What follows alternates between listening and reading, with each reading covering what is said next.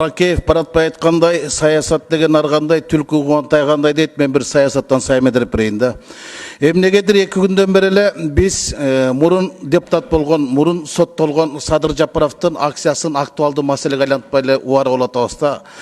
Так айтып коеюн, мен ал жигит менен тааныштыгым жок, таарынычым да жок. Болгону анын саясаттагы саякатын таржымалын тарыхын айтып берейин. 2012 жылдын октябрында ушул ак үйдүн алдында бир чоң акция болуп, Кумтөрдү улутташтырабыз деген уран менен жогорку кеңешке жортул жасалды эле. Улутташтырсын, же болбосо кууттар катышсын. Жортул оңунан чыккан эмес, жонунан чыккан, ал ортодо камалып тынган. Машинесин аңтарганда бир автомат, 2 пистолет чыккан. Андан 6 ай өтпөй Кумтөрдү баса алабыз деген уран менен Барскондо жол жабылып, подстанцияны өчүрүп, эки ортодо бюджетибиз 275 миллион сом зыян тарткан. Милиция менен эл кагышкан, президенттин жарлыгы чыккан, өзгөчө кырдаалды киргизген. 1-июндан 10-чы унутуп калдыкпы?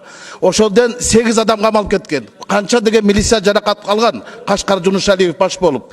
Кийин октябрь айында ошол жылдын күзүндө Ысык-Көл областтык администрациясын басып алуу болгон. Мына ошондагы уюштурганын артында Садыр Жапаров турган деп кече Эмилбек Саламатович кашкайган чындыкты айтып берди. Андан кийин мына кече келип ГКМБны басып алганга аракет кылды эле, биз аны ушунчалык улуттук лидер кылып атабыз да. 4 жолу төңкөрүш жасаганга аракет кылган кишини биз улуттук лидер деп ошого жан тартып алышабыз да. Ошол митингде Бакиевтердин жан сакчысы жүргөнүн эмнеге айтпайбыз? Эмнеге аны жактабайбыз? Көрсөтпөдү УТРКдан. Бакиевтердин жан сакчысы жүргөнүн, аралашып жүргөнүн. Биз бүгүн аны ошол милицияларды бир беткей жамандап, бизди коргойт деген милицияны биз кордоп атабыз да. Алар 4 жолу төңкөрүшкө тоскоолдук жаратпадыбы? Бийликти басып алабыз дегенде туруп беришпедиби? Мына Орусия менен Белоруссияда деле 100 000 деген адамдарга чыккан митингдер болду. Кемпир чалдан баштап сабап салып камашты.